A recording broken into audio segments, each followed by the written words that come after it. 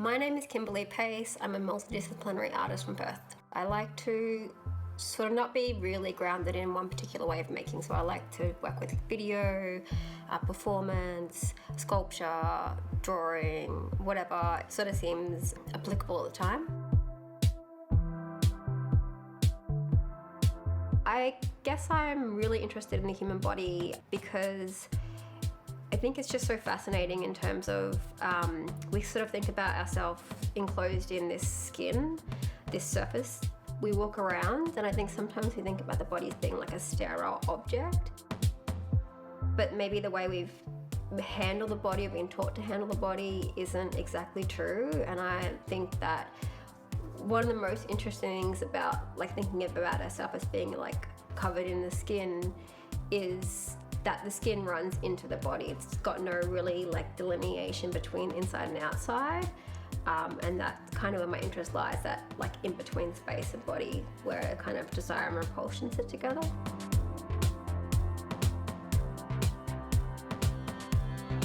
I think the aesthetic in my work is definitely driven by creating an uncomfortable space.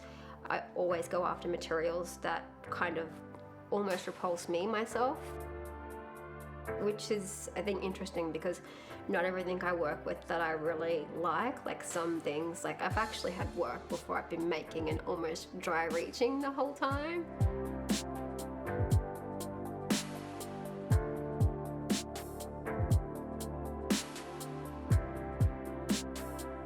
The idea of how the body is set up as a desirable object is also the same sites of body that are also repulsive to us or kind of encoded with being sites of taboo. So I think that they're really interesting to play with and shift those boundaries and kind of explore why we handle the body in such a way or see the body in such a way.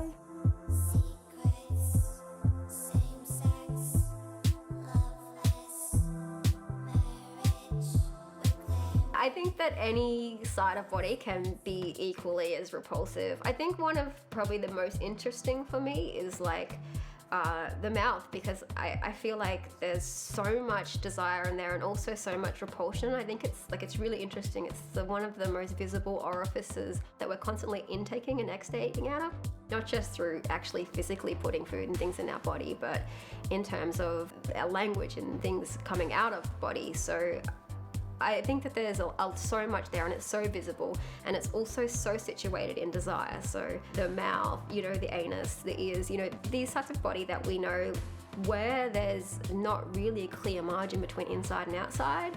I think that they're quite interesting. So I guess looking at how those sites of body are both repulsive and desirable.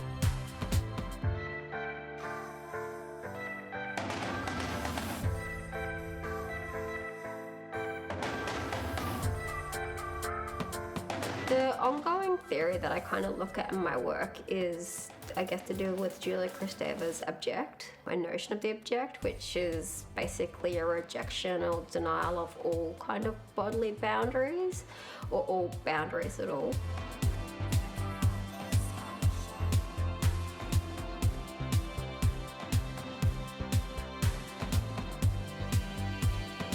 I don't particularly like to look at the body grounded in one terms of gender or sexuality or history or time frame, because for me these things are constantly fluid and sliding back and forth.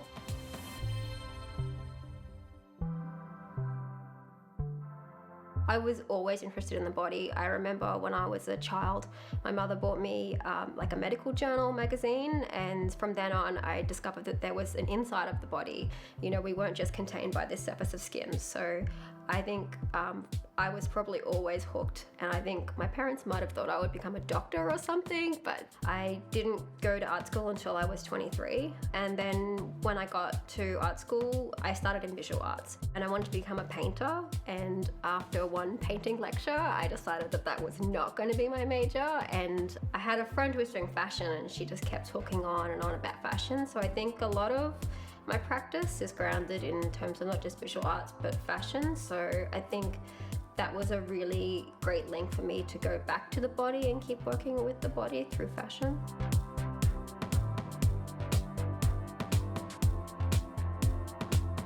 Fashion is, I think, fantastic in terms of dealing with three-dimensionality of things. So for me, working directly on the body through garment is a really direct expression of kind of changing or shifting the bodily parameters through garment.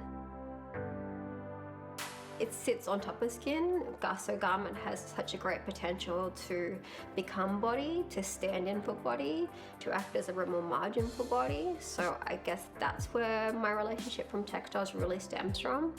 But I feel like textiles is something that is almost so familiar to us. It's something that we really readily handle and maybe associate with body or bodily things, that I think that's where the relationship lies.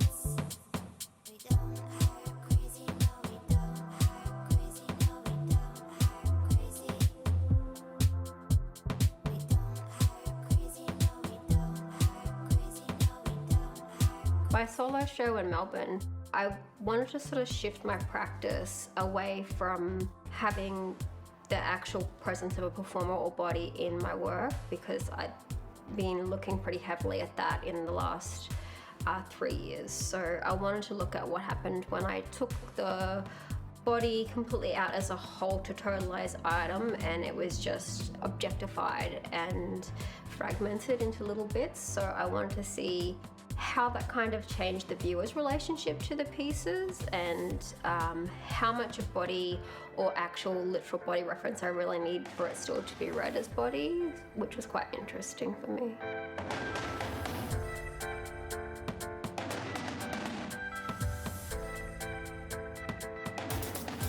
People's reactions to my work are pretty varied. So I actually cleared about 20 people from an artist talk that I did from pure disgust at my work. Like, the faces were completely repulsed, which is really interesting because for me, almost it's so seductive, and I always wonder, is this repulsive at all? That reaction, that uncomfortability to the work is a positive reaction for me. But yeah, I think a lot of people situate ideas of their body or kind of change their ideas of how they deal with their own body in regards to that. Actually, I've had a lot of people say that, you know, this really spoke to me because I've got these body issues, which was interesting. And it's not an outcome I kind of anticipated.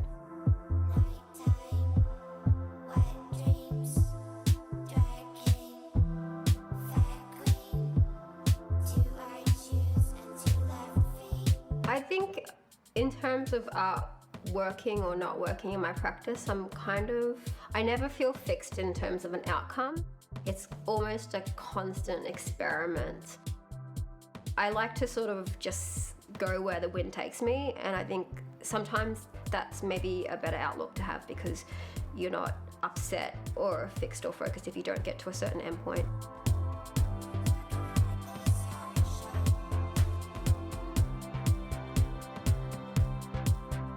I would like to kind of explore this idea of maybe looking a little further into the divisions of body that are set up through gender, because a lot of people want to identify my work as like a female body focus, which is pretty much the exact opposite what I look at, because I like to look at the body as being kind of in between and exposed to these conditions regardless of gender or sexuality or history or point of time, because I feel like they're really, really fluid, but almost this fluidity of body or softness of body is only thought about as being a female perspective.